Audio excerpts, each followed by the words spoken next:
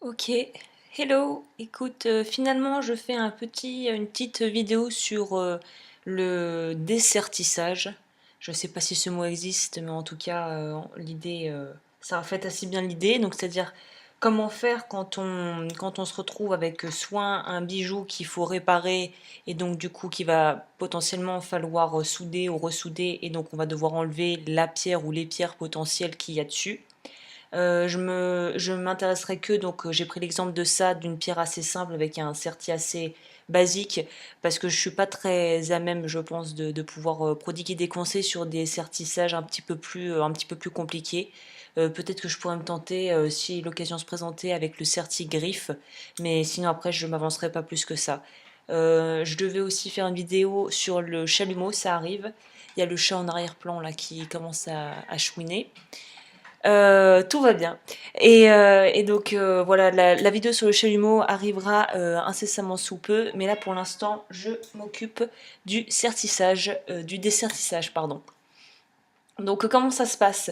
Évidemment, si tu n'as pas d'étau, tu vas devoir être obligé d'utiliser un peu des stratagèmes, soit le fameux truc dont j'ai déjà parlé mais dont je me souviens plus le nom, donc pour tenir les bagues et pouvoir fixer le travail et aller t'appuyer sur ta cheville pour pouvoir faire ce que tu as à faire. Parce que là pour le coup on voit pas mais c'est un bracelet en fait que j'ai besoin de dessertir. Donc moi évidemment c'est beaucoup plus pratique pour moi d'utiliser l'étau et de toute façon je te recommande comme je le dis à chaque fois mais prendre un étau c'est quand même se soulager pas mal de taf. Sinon, si c'est des plus petits travaux qui ne rentreraient pas, soit parce que t'as pas d'étau voilà, dans l'interstice là, ou soit parce que ce sont des travaux trop spécifiques, il va falloir utiliser de la cire de sertisseur, du ciment de sertisseur, un truc dans le genre. Je parlerai sûrement de ça dans une autre vidéo parce que moi c'est quelque chose que je n'ai jamais utilisé, mais j'ai opté pour une alternative qui ressemble un peu justement au ciment de sertisseur. Enfin, je sais plus comment ça s'appelle. Enfin bon, c'est un truc qui permet de faire tous les travaux de sertissage et qui pourrait notamment servir pour le dessertissage. Oui, je me souviens plus du terme, mais bon, j'en reparlerai dans une autre vidéo, ça serait trop long d'expliquer ça.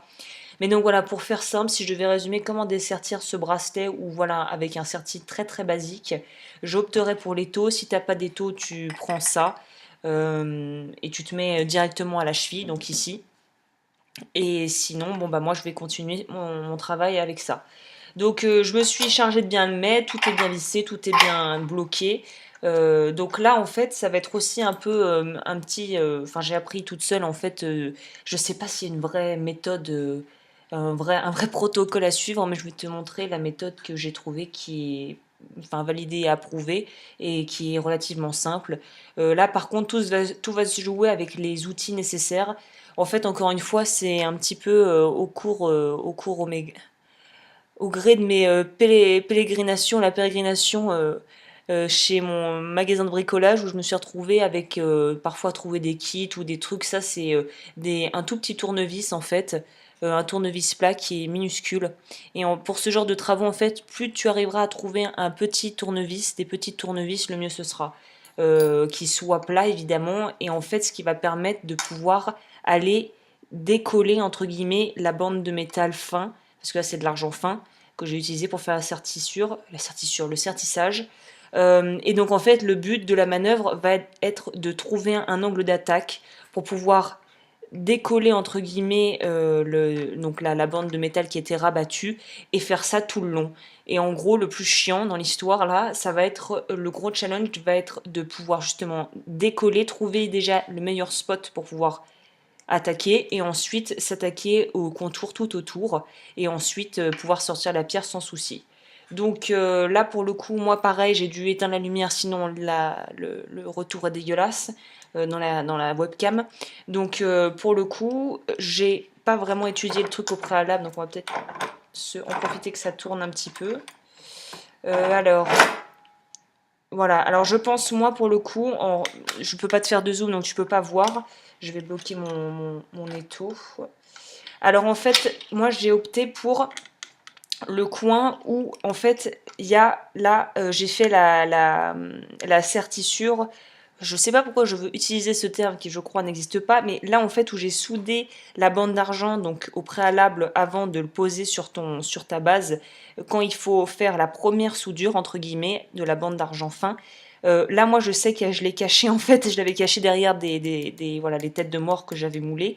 Donc, en gros, oui, je ferai peut-être aussi, mais beaucoup plus tard, parce que ça, c'est un truc que je maîtrise pas encore, mais la fonte à la terre de Delft. Enfin bon, voilà, je suis encore en train de m'égarer. Bon, revenons-en à nos moutons. Donc, en gros, moi, je sais que j'avais planqué la punaise, la soudure ici.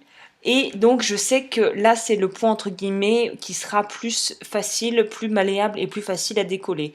À savoir par contre que s'il s'avère que c'est juste un dessertissage, imaginons pour une réparation et qu'après il faut que tu puisses remettre la pierre intégralement et exactement dans le même état, voilà, je n'opterai pas du tout pour ce coin-là pour commencer. Moi, je sais qu'après, je vais tout désosser et tout fondre ou recycler. Donc, je peux me permettre d'y aller un peu bourrinos. Mais sache que toi, si c'est juste une réparation ou que c'est juste une modification que tu veux faire, il va falloir essayer de surtout pas prendre la partie où tu as fait ta première soudure de bande d'argent. Donc voilà, ça c'est un petit détail, mais c'est important. Et après, voilà, tout se joue. Moi, donc je vais essayer de prendre le plus plat et le plus petit possible que j'ai en stock. Je sais pas si on voit très bien, ouais, vite fait. Et dans l'idéal, il faudrait quelque chose d'encore plus fin que ça, mais moi je ne l'ai pas encore trouvé, peut-être que je trouverai, ou peut-être qu'il y a des outils expressément faits à cet effet. Mais là, on va se débrouiller avec quelque chose qui est facilement trouvable, on va dire. Euh, et en plus, voilà, c'est ça aussi où c'est compliqué, c'est-à-dire qu'il faut y aller petit à petit, faire attention à pas écrabouiller la pierre. Ah, ça y est, j'ai eu l'angle, le tournevis plat est rentré une fois que là t'as fait le plus dur. Parce qu'il faut pas y aller trop fort pour pas rayer la pierre ou la péter si c'est une pierre vraiment qui est hyper fragile. Et je vais essayer de faire sans y aller bourrin, c'est-à-dire je vais essayer de te montrer comment il faudrait faire dans l'hypothèse où je veux juste faire une répa ou une modification et il faut juste dessertir sans tout défoncer. Donc là, il faut y aller vraiment hyper doucement. Et là, pareil au niveau du geste, c'est je pars incliné, je rabats de l'autre côté. Mais sans y aller trop fort du coup.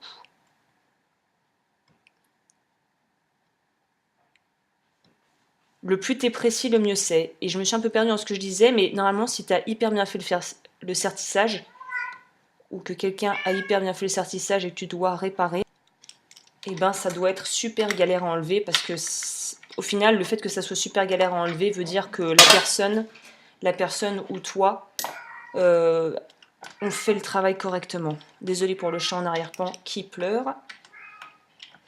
Hop, moi je suis obligée de dévisser ça un peu. Voilà, donc ouais. Donc en gros, plus tu galères pour dessertir, plus c'est bon signe parce que ça veut dire que le sertissage avait été bien fait au préalable en fait. Bon, je vais peut-être pouvoir débloquer. Fonctionne. Oui, il y a eu un petit bug. Décidément, cet enregistrement ne veut pas se faire. Bon là, je pourrais couper pour raccourcir la durée, mais bon, je pense que c'est peut-être bien de faire le complet pour que tu vois vraiment comment ça se passe de A à Z. Donc là, moi, je galère pas trop déjà aussi parce que c'est une bande d'argent fin. Donc c'est beaucoup moins dur à travailler. Si ça avait été un sertissage avec une bande d'argent massive, il aurait fallu carrément prendre sûrement ça. Donc là, on garde le même principe, mais il aurait fallu sûrement un maillet comme celui-ci pour pouvoir en fait, je te montre l'idée. Si ça avait été donc de l'argent massif, il aurait fallu prendre le maillet et y aller mollo pour pouvoir vraiment décoller le métal de la pierre parce que ça aurait été impossible à faire avec les mains tellement le métal aurait été dur en fait. Mais là, c'est beaucoup plus pratique. L'argent fin, c'est beaucoup plus malléable. Donc ma foi, là, déjà, on peut sûrement peut-être pas le voir à l'écran, mais la pierre, tu entends, elle bouge déjà à max. Donc ça, c'est très bien. C'est très bien pour nous. Ça veut dire que c'est presque bon. Après, je serais tentée de vouloir faire levier pour pouvoir la sortir, mais je crois que c'est ce qui... Enfin, je te déconseille de faire ça en fait, parce que levier, ça va être bien gentil tout ça, mais ça va faire affaisser et ça va marquer et onduler la bande d'argent et ça voudrait dire que ça sera encore du travail supplémentaire pour ressertir derrière, dans l'hypothèse où tu voudrais garder la base intacte et que c'est juste une réparation par exemple. Donc là, moi, je sais que ça bouge à mort. Je sais, bon, bah là, de vue qu'il suffira de sortir le bracelet et de retourner le bracelet pour que la pierre tourne d'elle-même. Voilà.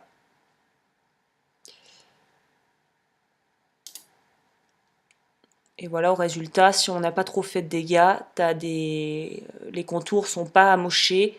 Là, comme je le mentionnais, donc là où j'ai entamé, je sais pas si on voit bien, là où j'ai attaqué, moi, c'était là, juste au niveau de la tête de mort. Je crois pas que le zoom va être extraordinaire, hein, donc ça sert peut-être un petit peu à rien que je... Bref, moi j'ai attaqué de ce côté-là, tu vois. On verra pas à l'écran, mais voilà, je savais où était la soudure. Donc voilà, après voilà le résultat. Et donc moi tout ça va être gentiment désossé. Bah écoute, je crois que je vais arrêter là pour pas faire trop long. Je reviendrai, donc comme je l'ai dit, tout ce qui est flamme, chalumeau, tout ça, j'en parlerai bah, dans la prochaine. J'ai préféré faire ça parce que j'avais ça à faire sous la main, donc je me suis dit, tiens, l'occasion fait le larron, comme on dit. Au niveau des outils, donc comme je te dis, pour résumer, c'est vraiment des choses qui sont trouvables et absolument pas spécifiques à la bijouterie, hein. Donc voilà, si tu peux trouver un kit de mini tournevis, tournevis plat ou même des trucs fourniture d'horloger, ils ont ce genre de choses. Donc ça peut être bien. Et je ferai sûrement, mais plus tard, par rapport à ce que je disais, ce que je mentionnais, le ciment de sertisseur, enfin c'est un nom encore qui m'échappe, mais qui permet de faire tout ce genre de travaux sans avoir l'étau, ou si les travaux ne peuvent pas rentrer dans l'étau, ou que voilà, c'est pas possible. Donc écoute, je crois que je vais m'arrêter là pour cette fois et je te dis à la prochaine. Ciao.